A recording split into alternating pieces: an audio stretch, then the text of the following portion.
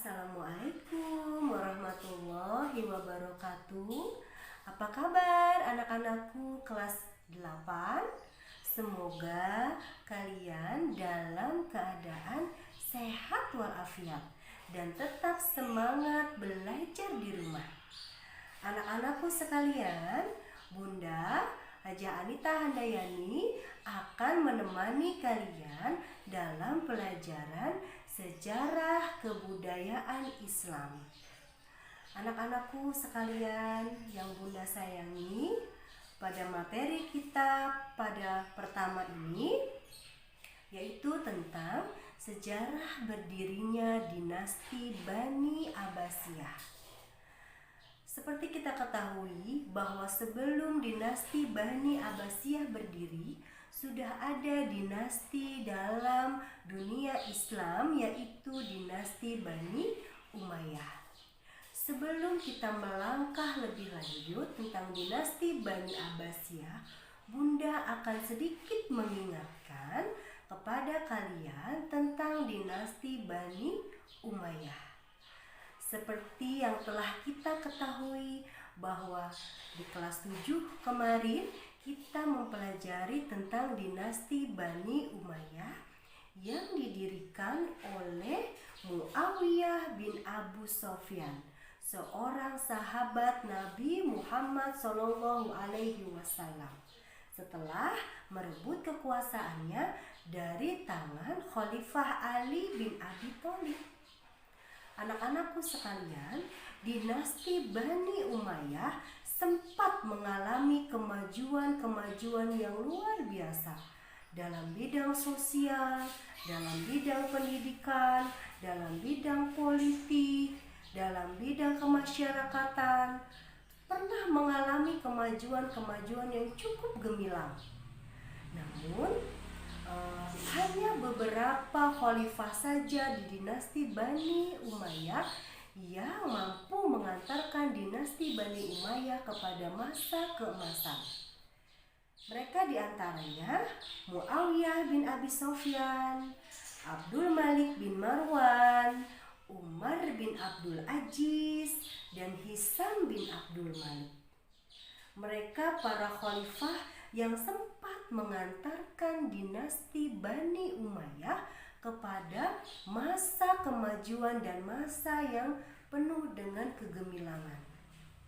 Namun, berjalannya perkembangan dinasti Bani Umayyah mengalami kemunduran yang faktor utamanya adalah kelemahan khalifah-khalifah yang memimpin. Kemudian, setelah itu, dinasti Bani Umayyah mengalami kemunduran dan kemudian mengalami masa kehancuran. Beberapa faktor yang menyebabkan kemunduran dinasti Bani Umayyah ada beberapa, yaitu pertama, figur khalifah yang lemah. Yang kedua, yaitu perebutan kekuasaan antara putra mahkota dinasti Bani Umayyah, di mana pada saat itu pemerintahannya tidak punya cara yang memilih yang baik untuk putra-putra mahkota dari dinasti Bani Umayyah. Maka dari itu mereka berebut kekuasaan. Yang ketiga, ada perpindahan ibu kota kekuasaan dari Madinah ke Damaskus, di mana Damaskus adalah bekas wilayah kekuasaan kerajaan Bizantium yang punya kebiasaan tidak baik seperti pesta pora. Hal itu diikuti oleh para khalifah dinasti Bani Umayyah, sehingga menyebabkan mereka lengah dalam kepemimpinan. Dan faktor yang keempat adalah munculnya kekuatan baru dari dinasti Bani Abbasiyah. Mereka menganggap bahwa mereka mampu untuk memimpin Islam selanjutnya. Itulah yang melatar belakangi keruntuhan dinasti Bani Umayyah. Anak-anakku sekalian, pada kesempatan kali ini itu saja yang Bunda sampaikan pada materi hari ini. Semoga kalian bisa memahami materi Bunda ini dengan baik.